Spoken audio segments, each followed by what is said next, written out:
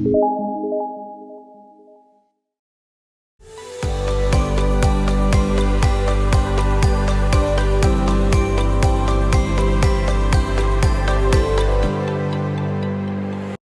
this is Adam Chaplin, co-founder of Digchain. I'm going to give you an update. You seem to be a little bit confused last time. That's probably my fault.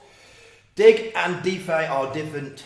Okay, Dig and DeFi are different. And the update for Dig is we'll be putting property on over the coming weeks. Portugal, because they're legal for crypto, and other countries as well. Not just because we'll be able to take fiat and crypto money. Which we're doing now, and obviously there's going to be a lot of work involved with that. Just a quick update for you on the banks, for those that are flapping and panicking. There is going to be a bit of a bank-ageddon coming on here at the moment, and all those banks that are over-leveraged are going to be going down for sure. Quite how bad this is going to be, I don't know, but the worse it gets, the more appealing our banking system gets, so we'll see. Who knows? There are no such thing as experts in this because it's only just started. In 2008, they didn't actually fix anything, they just put a plaster on it. So what happens now, goodness only knows. We know that the Silicon Valley Bank's gone, maybe rescued by Elon Musk, but there's going to be some major banking issues over the next 6 months with banks closing down and new digital banks opening up, new banking locations opening up. So just keep an eye on the channel. But for those that were confused last time, poor old Jacob nearly had a heart attack. We're not getting banking for anything to do with property in the likes of Yemen or in Iraq or in these Syria or in these much harder to get into places. This is more to do with the DeFi and the banking, and very much in development. However, we are starting our crowdfunding soon. We're just going to wait for the right time. Hopefully this banking problem will be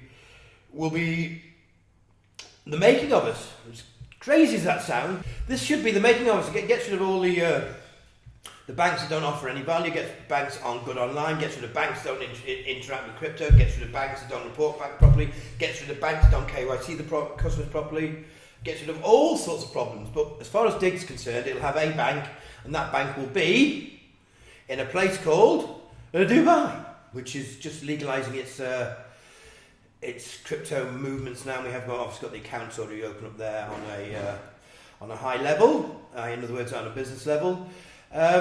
Obviously, United Arab Emirates is much more trusted than Vietnam. I'm not knocking Vietnam. We develop here because the developers are really good, and we get for a really good choice. It's just a perception of people in the market where the company's registered. We're also going to be registered in the UK with our crowdfunding site. So basically, we're going to start funding again, but through, for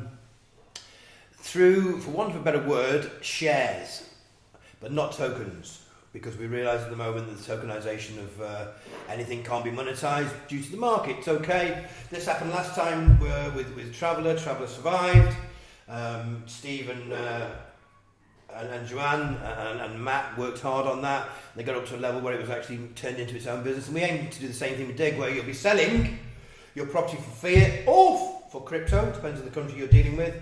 And we'll be operating on a thing called, the law's actually called common law, common Latin law, and it goes across 120 countries. There are slight differences for each country, so programming it all in takes time, but it's all underway now, and we've got property that will be going on there the next couple of weeks. You'll have to see it being filled up, and if you've got any property you'd like to put on there, and you're from another country and you'd like to speak to me, by all means speak to me. It just means a lot of the process will be done by blockchain. A lot of the checks are done by blockchain. The actual validation and the actual the finishing off of buying the property will always be done by a lawyer, because each property will come with its own individual checks you've got to make. But it'll make it quicker for the lawyers, it'll make it more effective for the lawyers, and it'll make it quicker and more effective for the buyee and the sellee, the buyer and the seller.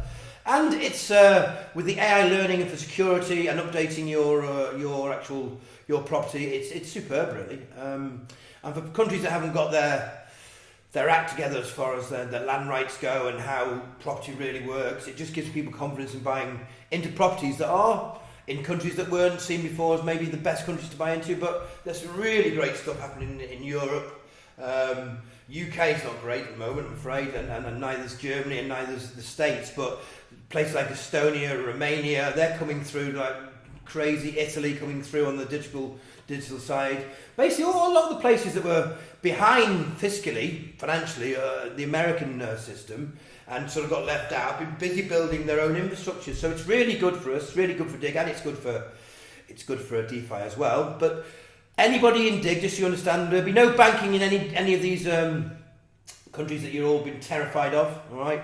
That's been done through something else and done through special clearance. And when I get the clearance, I'll let you know. But we have registered in Dubai, and we'll be registering in some more, let's put it, seen as more third world countries. But remember, Vietnam's a third world country. There's nothing third world about it. Also, we're looking at lots of countries in Africa as well. Because if people can get their own banking, can transfer their own money online, can buy property, can have their own finances, it's a real case use of digital currency. It's not just about normal fiat money. It brings it all together. It's a huge amount of work. That's why I'm going bald. It's a huge amount of work, but we love it. It's 24 hours a day, 7 days a week till it's up.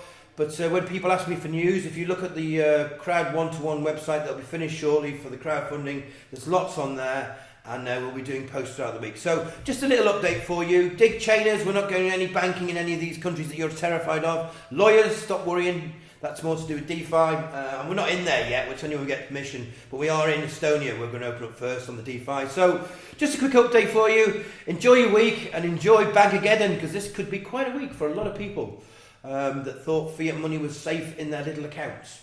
Nice to speak to you. Speak soon. Bye-bye.